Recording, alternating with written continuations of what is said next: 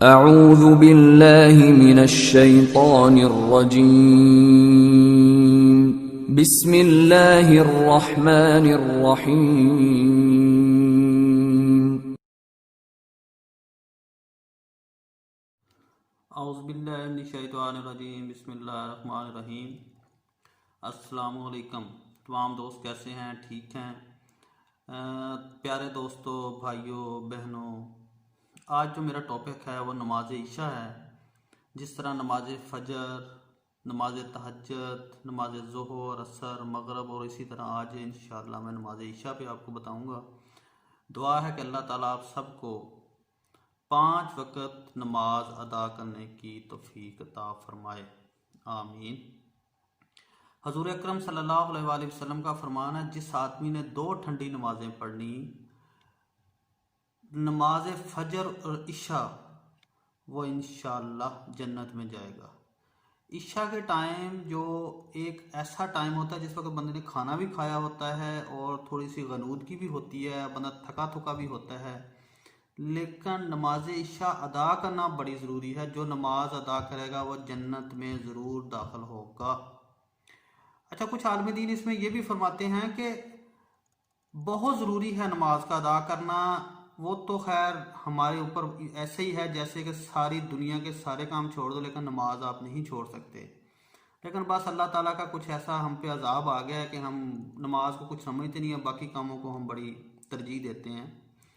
तो उसमें फरमाया गया कि 4 फ़र्ज, 2 सुन्नतें और 3 वितर जो कि वाजिब हैं, ये ज़रूरी हैं, ये पढ़े जाएं।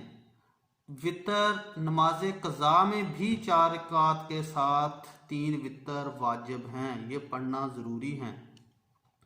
नबी अकरम सल्लल्लाहु अलैहि वसल्लम ने ये नमाज़ें पढ़ने वालों को जन्नत की बिशारत दी। दोनों ठंडी नमाजें, जब नमाज फजर और नमाज इशा, ये 2 नमाजें अदा की, जन्नत में इंशाअल्लाह वो बंदा जन्नत में जाएगा। बरादरान इस्लाम, हिम्मत ना भी हो तो कोशिश करना चाहिए कि नमाज जो है वो ना छोड़ी जाए। हज़रत अब्दुल्ला बिन उमर से रवायत है कि रसूलुल्लाह सल्लल्लाहु अलैहि वसल्लम ने फरमाया, जो बंदा 40 दिन इशा की नमाज बाद जमात एक रकत भी ना छोड़े, उसे जन्नत की बिशारत दी जाती है, उसे जन्नत में दाखिल किया जाएगा। आका नबी हज़रत मोहम्मद सल्लल्लाहु अलैहि वसल्लम ने फरमाया कि फजर की नमाज और इशा की नमाज ये मुनाफिकीन नहीं पढ़ते थे, और आपने अपने सहाबा कराम से फरमाया कि ये नमाजें अदा किया करो ताकि मुनाफिकीन में आप भी ना गिने जाओ। मुनाफिकीन जो थे मुसलमान तो थे लेकिन वो कुछ नमाजें पढ़ लेते थे और कुछ जो थे वो नहीं पढ़ते थे। मतलब सुबह नींद की गनूदगी थी और शाम को कुछ इशू होता था तो वो नमाज ये नहीं पढ़ते थे। और फरमाया गया कि जिसने इशा की नमाज बाद जमात पढ़ ली, गोया उसने आधी रात इबादत की, और जिसने फजर की नमाज पढ़ ली, गोया उसने पूरी रात इबादत में गुजार दी। हजूर अकरम सल्लल्लाहु अलैहि वसल्लम फरमाया, जो वितर नहीं पढ़ता गोया वो हम में से नहीं है। ये बड़ी परेशानी वाली बात और बड़ी सोचने वाली बात है, और बड़ी ही परेशानी वाली बात है कि आप सल्लल्लाहु अलैहि वसल्लम ने फरमाया जो वितर की नमाज नहीं पढ़ता वो हम में से नहीं है। तो अगर हम नमाज ही नहीं पढ़ते, हम ईशा की नमाज ही नहीं पढ़ते, तो फिर हमारा क्या है? फिर तो हम बिल्कुल ही मुसलमानों के दायरे से निकल जाते हैं। तो इसका मतलब है कि नमाज तो बहुत अहम है, लेकिन आप सल्लल्लाहु अलैहि वसल्लम ने फरमाया कि वितर पढ़ना भी ज़रूरी है। अच्छा, इसमें कुछ आलिम दीन कहते हैं कि सिर्फ 4 रकात नमाज, 2 सुन्नत और 3 वितर पढ़ लिए जाएं तो नमाज पूरी हो जाती है। लेकिन कुछ आलिम दीन कहते हैं कि नमाज पूरी अदा करना ही अच्छा काम है, और इसमें कोशिश करें कि पूरी नमाज पढ़ें, उसमें नफल भी पढ़ें, वितर भी पढ़ें, फ़र्ज भी पढ़ें, सुनते पढ़ें। जितना पढ़ोगे अल्लाह उतना ही सवाब देगा।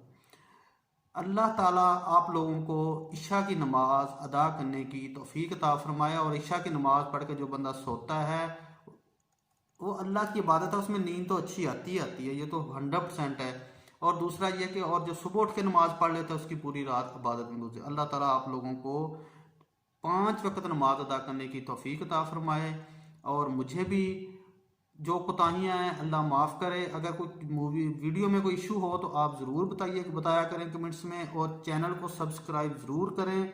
बेल आइकन प्रेस किया करें ताकि आप लोगों को नेक्स्ट जो वीडियो है वो टाइम से मिला करें।